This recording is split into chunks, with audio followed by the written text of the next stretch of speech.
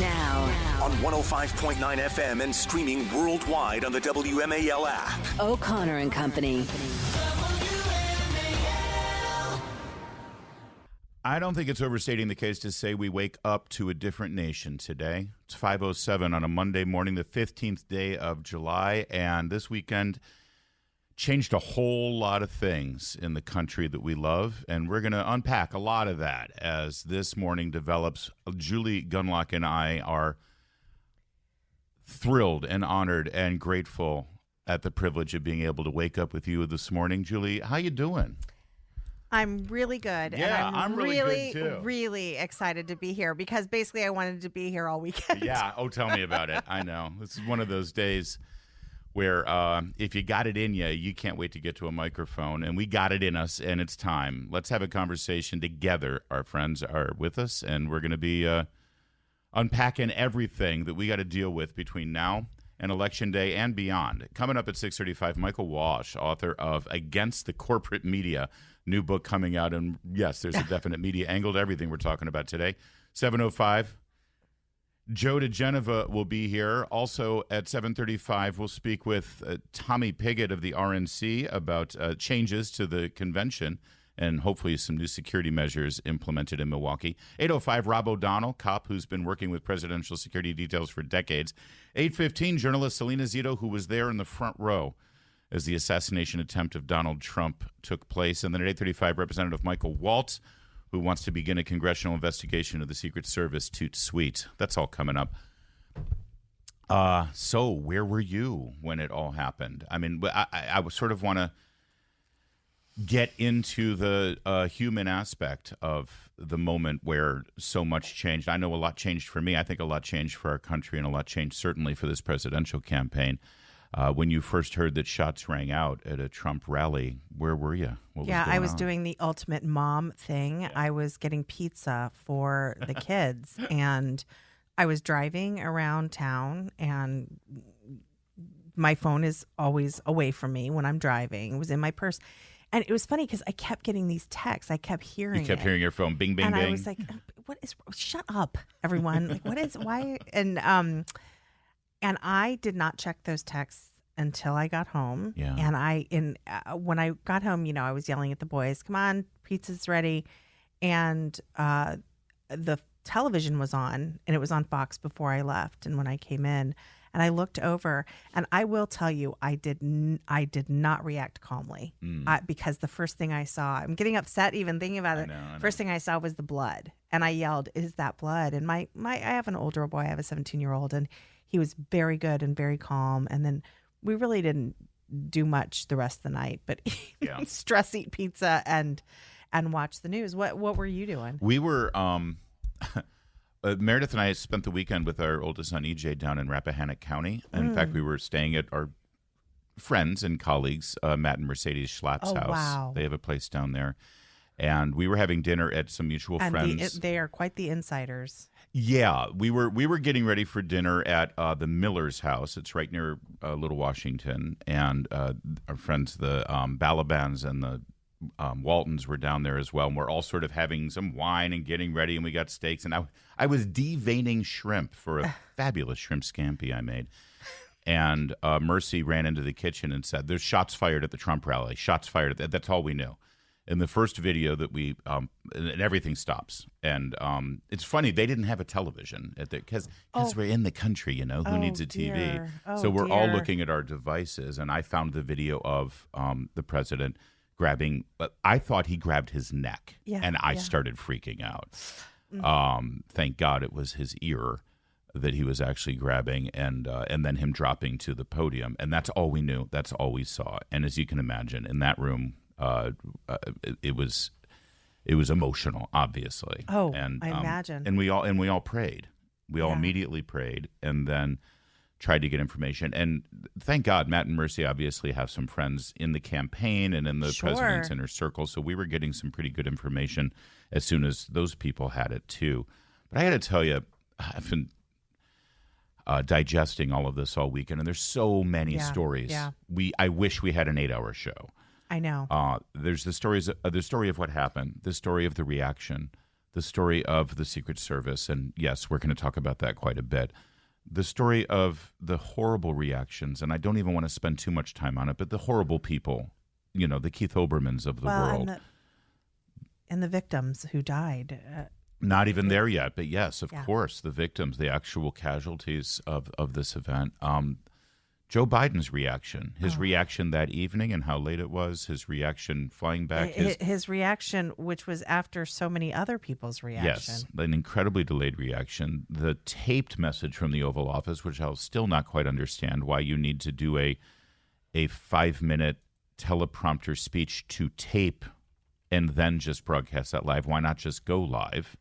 Yeah. And the discordant tone of his message. Joe Biden, for a man who believes that he is in the right place at the right time for this moment in history, has never missed an opportunity to strike the wrong tone and the wrong message when we need something else. Well, also there was some Mr. Burns cosplay, as you mentioned on Twitter. You were like, look at his hands. It was weird. Yeah. And also no questions. No questions yet again. At all. All teleprompter, every single thing that Biden did in reaction to that shooting was on a teleprompter. So there's all of those stories. Yeah. And frankly, sadly, in a very tawdry but real way, you have to discuss the political ramifications of this. Sure. How this will affect the election. And absolutely it's going to affect the election. I keep saying everything has changed. We are in a different country right now. We're in a different country because I'm seeing videos of people who were walking down the streets of San Francisco with MAGA hats on, with their fists thrust in the air. I saw a Trump flag flying at the wharf in Boston. Places where that doesn't happen. I saw people all over Twitter saying, I've been quiet, but right. I'm coming out.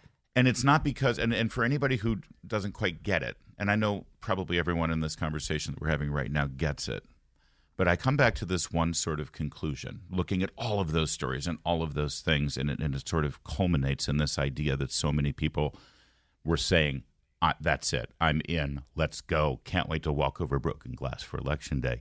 It's because the story Saturday was not that President Trump got shot at. The story was not the assassination attempt. The enduring story of that moment in Western Pennsylvania at the Trump rally was President Trump getting up and thrusting his fist in the air and shouting to everyone, all of us, every single one of us, after he got shot in the face, thrusting his fist in the air and calling all of us to fight. I don't know anyone in my life who would react that way at that moment. And he did. And that's what leadership is. That's what being an example for every single American is. And that's what you want from a president. And boy, did we have a contrast this weekend. And it's a good time to have that kind of contrast because it's time. It's time to make a decision in this country if anyone is still on the fence. This isn't about Donald Trump getting shot and getting knocked down on that stage in front of the world. It's about Donald Trump standing up, getting up, refusing to be held back, and leading all of us in the fight that we are engaged in. That's the story, and that's what we'll discuss all morning long. It's 5:15, WMAL traffic and weather every time. WMAL. Making sense of the news. Live from the Home Paramount Pest Control Studios. Home Paramount, the leader in pest control since 1939. It was the matter of a quarter of an inch, I think, when President Trump did a classic Trumpian head tilt that he does. We see him do it all the time at the podiums. He's talking and he's looking, and then he just does that sort of thing. When he looks a little bit, he just sort of cocks his head a little bit. He said he was looking at the screen that had some immigration numbers up. It had some numbers up there that were posted, and at that moment when he cocked his head, a bullet whizzed by. Had he not cocked his head, that bullet would have implanted into his brain. Instead, it grazed the side of his ear, blood streaking down his face as he dropped to behind the podium under the instructions of the Secret Service. And then when all was clear and the shooter was neutralized, as they say, the Secret Service compelled the president to stand up, and that's when he you can hear on the audio, he says, wait, and he turns to the crowd because he didn't want the people there in the audience at the rally or everyone watching at home. He didn't want any of us to have any doubt as to whether he was okay or not. And that image, that lasting, enduring image with remarkably the American flag billowing against a perfect blue sky in western Pennsylvania behind him, will now become the image of this campaign, the image of this presidency, and the rallying point for so many of us. Larry, I listened, obviously, that the news was on nonstop over the weekend. And also, of course, I was paying attention to Twitter.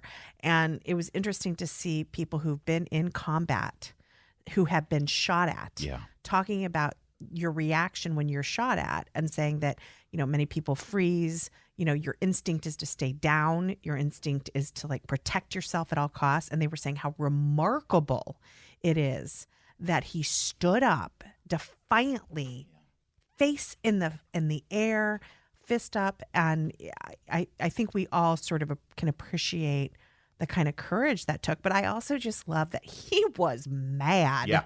You defiance. could see it when he was going, fight, fight, fight. He was angry. And that is the kind of righteous indignation that fuels me right now to want to win this election, as Biden said through the ballot. What do you call it? Ballot. That'd be the battle box. Battle box. Yeah, yes, we yes, want to win exactly. this in the battle box because it's time for unity and all that jazz. Dr. Ben Carson put out a statement that I think is so indicative of who he is, and I think things that we were all thinking. Dr. Carson says, "I firmly believe with all my heart that God was watching over President Trump. As I said back in 2016 and again recently, I think President Trump is called for this moment in history. God is not done with our country, and President Trump cares about our nation deeply. Let us pray for our nation, for President Trump to continue to have wisdom, and for our country to unify. The American people are seeing what is taking place, and we, the people, need to be united. We need to turn to God, and we need to realize together that we are unstoppable. And as if we needed more proof of divine intervention, I would urge everyone to read 2 Corinthians 7:14 today." That was July 14th, the day after, and the fact that this happened on July 13th and the truly miraculous circumstances that saved President Trump's life, it's amazing to think that it was also the same day as Our Lady of Fatima's appearance, if you're a Catholic. Something about that 13th day of July. Pope John Paul II said after his assassination attempt that he believed that the Virgin Mary had personally deflected that bullet. There was no medical explanation or physical scientific explanation as to why the bullet missed John Paul II with a deadly blow, but it did. And there really is no logical reason why this bullet missed the way that it did. I don't know how someone looks at this and doesn't see what Dr. Carson saw. No, I agree. And I will tell you, I can't get over the quarter inch, the eighth of an inch that they're talking about. And I'm sure most people have seen that visual of the head cock, which sent the bullet through the ear. And then without that head cock, a straight head, where it would have landed, it would have blown the back of his head off. And it's just absolutely horrifying to contemplate that. And it does seem to be divine intervention that he made that small move. Dr. Ronnie Jackson, who was on our program last week, member of Congress, former President Trump's physician, who, by the way, had a cousin. Maybe it's a nephew. He had a family member who was in the crowd who was injured by one of these bullets. And seems to be in stable condition now, according to Congressman Jackson. He relayed a conversation he had with President Trump. When he tilted his head, as he did at that moment, he was looking at the screen for statistics on a graph that had been provided to him by the Border Patrol. They were talking about immigration and illegal immigration. And apparently the president told Congressman Jackson, that chart that I was going over saved my life. The Border Patrol saved my life. I know. I mean, it's one thing for the Border Patrol to endorse him, but I mean, now they're going the extra mile. This is why we love the men and women in the Border Patrol. He said, if I hadn't pointed at that chart, turned my head to look at it, that bullet would have hit me right in the head. Listen, there's a lot to discuss on this. We're going to talk about the Secret Service, what went wrong there, what needs to be fixed, what needs to be investigated, who to believe, who to trust, the questions that are still lingering about this, that need to be answered, and who's in the right place to not just answer those questions, but provide the oversight over those who are supposed to be providing those answers. We're going to get into all of that as this morning develops. But the most important thing is President Trump is alive. He is kicking. He's in Milwaukee. The Republican convention commences today, and we got a job to do. And we are more emboldened than ever to make sure that that job is completed and that this country follows the lead of President Trump Saturday afternoon, that this country stands up no matter what we've been hit with, and we thrust our fist in the air, look at each other in the face, and we say fight. It's 524. Now, On 105.9 FM and streaming worldwide on the WMAL app. O'Connor and Company. 7:36 on this 15th day of July. Very proud and grateful to be with you this morning as we make our way through a brand new news cycle, brand new country, frankly. People's reactions to what happened to President Trump on Saturday rolling in and continue to roll in. The convention in Milwaukee is going to be altered quite a bit. In fact, the president is reported to have tossed out his speech that he was going to give, and he's now writing a brand new speech in light of the events of Saturday, the 13th day of July. We're going to get into all of those things and more at 6:35 with Michael Walsh, author of Against the Corporate Media. 7:05 Joe DeGeneva, 7:35 RNC Communications Director Tommy Pigott, 8:05 Rob O'Donnell, former New York police officer who has worked with presidential security details in the past, 8:15 Selena Zito, who was there at the rally, and then at 8:35 Congressman Michael Waltz from Milwaukee wants to have some Secret Service questions answered. That's all coming up. It's Larry O'Connor with Julie Gunlock. Good morning, Julie. So grateful and enthused by the never Trump sort of on the fence. I don't know. I guess if I have to, I'll vote for him. But I'm just gonna, I just want to, I want to give as much support and grace if this is what it took for them to stand up and say, that's what we want from a president. That's what we want from a leader. This is the man. It struck me when we saw that moment of President Trump. In fact, let's listen to the audio that we have of the Secret Service coming to the president's aid to protect him. You can hear all of the chaos, and then you hear him standing up. You can hear the crowd reaction when they see him thrust his fist in the air. Yeah. Listen to this moment. Are we good? Shooters down. Are we good to move? We're good to move. We're clear. We're clear.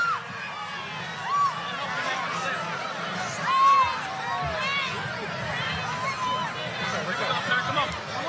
Let me get my shoes. I got you, sir. Let me get my shoes, sir. Hold on, your head is bloody. Have we gotten the answer yet as to what was the deal with the shoes? Did his shoes come off as they tackled him? I believe that. Or is that protocol that they take his shoes off or something? I don't know. I honestly don't know. But I want those shoes auctioned off because I have heard more about the shoes. Were they the gold high tops that he sold for $1,000? Exactly. Someone on Twitter was like, leave your shoes, sir. You leave, and he goes, have you seen my shoes? And he's holding the gold shoes. I do love this idea of him wanting to sort of be properly dressed. Yeah, or like I don't want people to see me like that. It's one of the reasons why he didn't want to wear a mask. You don't want to see your president wearing a mask. It's that a man sign is of a weakness. master of optics. That's right. And he did not want to. This is not a time to look weak. This is a time to look strong. And this boy, is did leadership. he ever? He didn't need. He didn't need his shoes. Here's what happens. So we got to move to the bus. Let me get my shoes. Okay, my shoes down. Watch out. Wait. And there it is.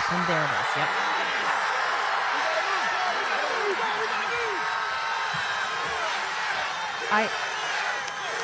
And then the crowd starts chanting USA, USA. Yeah, I will tell you, I mean, it was an incredible moment, but there was a part of me that was like, please, please, please, please get out of there. Get out. I know. Really nervous. I was torn as well.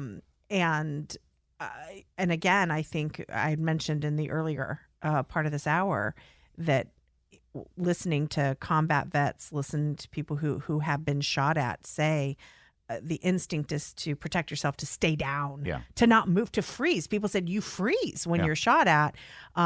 It's an amazing act of defiance. Secret Service, the head of Secret Service is Kimberly Cheetle. Yeah. Kimberly Cheadle, it appears, and we don't know a lot about her, strangely. She was on the vice president's detail, Vice President Biden's security detail when he was vice president. She then left and became head of security for PepsiCo. Yep. Which, as somebody pointed out, provided security for Cheetos or what have for you. bags of snacks. chips. Yeah. Yes, congratulations. Then when President Biden was elected, he appointed her to come back in charge of the Secret Service, which right there I find that interesting. I have friends in the Secret Service. I had a friend who was on Vice President Mike Pence's detail. And when the election happened in 2020 and he was now going to be assigned to Kamala Harris's detail, he stayed and did his duty because he's a Secret Service agent. Poor guy. I know, imagine. He didn't last too long, but not because of his problems with the vice president. But my point is, he didn't stop protecting the vice president because he was dissatisfied with the election. And I do find it interesting. And I don't know the details about it in the background. I know nothing about Ms. Cheadle, but I think it is telling that after the election of 2016, she left the Secret Service to take a corporate job and then came back to the Secret Service. Okay, I know that about her. I also know that she has been very public about her goals for the Secret Service, which mainly have to do with the body parts of the Secret Service agents. If you ask, if up until July 13th, 6:10 p.m., if you had said, what do you know about the new person who's in charge of Secret Service, you would have said, oh, her main focus is making sure that the agents are comprised of 30% women. Yeah. That's all you knew. So we know that about her. The other thing I know about her is that she's still in her job, and I don't understand why. Setting aside all the DEI stuff, setting aside protocols, setting aside this, setting aside that. If you're in charge of the Secret Service and on your watch, an assassination attempt, which comes 1/4 inch away from being a successful assassination, happens, just out of dignity and honor, you say, clearly something went wrong here, and I'm going to step down. I'm not blaming the Secret Service. I know. What I'm saying is clearly something went wrong. If for the first time in 40 years we have had an assassination attempt in this country, I think it's fair to say there's a leadership problem. I don't know how she's still in a job. And I know we're up against time here and we're going to talk about this more. But there were signs. Don't forget, there was that bizarre incident in April. At Andrews. Involving a female Secret Service agent who ended up assaulting other agents and the agent in charge. She started mumbling to herself. She went behind a curtain. She started throwing things, including feminine hygiene products at the other agents. She went completely nuts. There were signs. There's apparently a petition within the Secret Service. I've read about that, about questions about the hiring process. Yeah. This is an agency in crisis. Right. And now it's... And it's culminated in this event. Yes. And let me put it this way. If this doesn't lead to the ouster of the person in charge of the Secret Service, what exactly would? Well, you're right about auctioning the shoes. I want to know about the shoes. He was intent on getting those shoes. Yeah. There's a couple of other things about the Secret Service. We'll get into the granular minutia. And listen, there are a lot of armchair, experts, but there are some obvious questions that require an answer that we still don't have. The fact that the Secret Service didn't show up for the first press conference is deplorable. The FBI agent in charge gets these questions from the reporters. Yeah, the Secret Service will have to answer that. The Secret Service, well, where the hell is the Secret Service? That said, who's in charge of the department where the Secret Service is managed, controlled, and funded? That would be DHS. That would be DHS. That would be Secretary Mayorkas. That's right. Again, everything's Secretary fine, people. Alejandro Mayorkas, who is facing impeachment for his complete debacle at the border. This is the same Secret Service that has denied Robert F. Kennedy Jr. any Secret Service detail. And by the way, still doesn't have it. It's not doesn't have it. It's not like this happened and then the Biden administration announced, okay, we're beefing up security for Trump. We're going to give RFK protection. Nothing's changed. Nobody's resigned. No. There's been no one stepped down. This is sort of like, I'm starting to have flashbacks to Afghanistan. Yeah. Does anybody pay a price for this? I mentioned that I was with friends down in the country in Virginia drinking lots of wine. But it included the Schlapps, Matt and Mercedes Schlapp we were hanging out with. And I can tell you that one of the things that was the major topic of the conversation is that Matt and Mercy knew firsthand that there have been concerns within Team Trump about the Secret Service compliment that he has been given. They obviously have to deal with it at CPAC all the time. I remember in February during CPAC when there was discussion of the fact that there was extra security needed to be brought in to supplement the Secret Service complement for security. It has been an ongoing discussion within the Trump campaign and the Trump family that the Secret Service has been denying their requests for the kind of security that this man needs to be the candidate for president of the United Interestingly, States. on the morning shows, there was some denials of that, Yes. which I find fascinating. And that is all going to come out. And I want to make something very clear because we are going to talk a lot this week about the Secret Service. And frankly, Trump's on the move. He's going to speak at the RNC. Mm-hmm. We're going to see him. He's going to make some public appearances. And so he's going to have to be protected. And we are going to continue to talk about this. There are great, wonderful people serving in the Secret Service. And it's just like when we talk about problems that we have with the military. This is not a broad indictment of the entire or every single person serving in that. When we criticize the FBI, we are not criticizing everybody who's in the FBI and every, if there's bad behavior on the part of cops, it's not every single. But this discussion has to happen. We have to know what happened so we can improve. Well, and it has to happen without this long preamble. Now, we're not talking about which I just did. But we're talking about the leadership that's going on there and the decisions that have been made. There's also this, and again, we're only talking about credible news sources right now and the stories that are coming from those credible news sources. Susan Crabtree, she's with Real Clear Politics, White House and national political correspondent. She's formerly with The Hill, Roll Call, and The Washington Examiner. There's a Susan Crabtree's story, which has just been also commented on by Brit Hume of Fox News Channel, is that Secret Service sources have said that resources were diverted on July 13th, on the day of the Trump rally. Secret Service resources were diverted to Jill Biden's event and away from Trump's event because they followed the agency protocol applying to Trump as a former president. And this is a fascinating thing. The denials that you will hear and that you did hear on the morning show is no. He's getting the same security protocol that any former president would get. He's not a former president. He is a candidate for president and a former president. And apparently, dueling events in Western Pennsylvania stretched the Secret Service resources, and a decision was made. And the decision was made to send more resources to Dr. Jill Biden, the First Lady, versus the former president and current Republican nominee. It's outrageous. It is outrageous, and questions need to be answered. And one last thing, again, credible news sources, Bloomberg News, May 9th. This was May 9th, Jennifer Jacobs.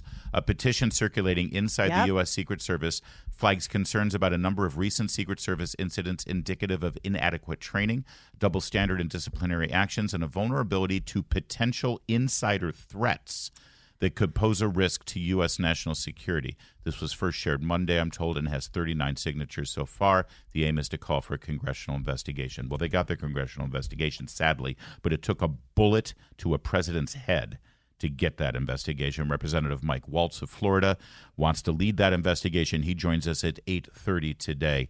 That's all what's happening with the Secret Service and more, sadly, and those questions have to be asked. We will get into all of those questions